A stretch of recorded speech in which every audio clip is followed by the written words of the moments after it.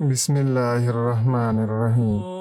تیر په هیره تیر را یادول او د هغې باره کې په خپل زړه کې کرل ریبل ستره ناپوهي او لیونتوب دی. ځکه داسې سوچ ښې ارادې وژني. دې وجې نه هوښیار تیرې خبرې ذخیره کوي او په زنځیرونو یې کلکې تړي او بیا یې نه یادوي، ځکه چې تیر شي نو هیر شي.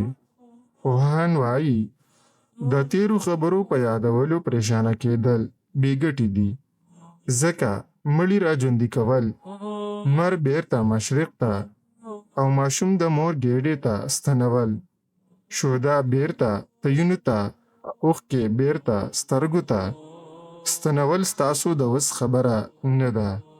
او هوښیارتیا دا ده چې اوسنی وخت راکلک کړئ او په تیرو پسې ونه ژاړئ، ځکه په تیرو غمونو ژړل داسې دي لکه چې په روانه سړی شاته ګوري او تاسو پوهیږئ چې کاروان همیشه مخ په وړاندې درومي، نو تاسو هم د ژوند د لارې مخالفت مه کوئ.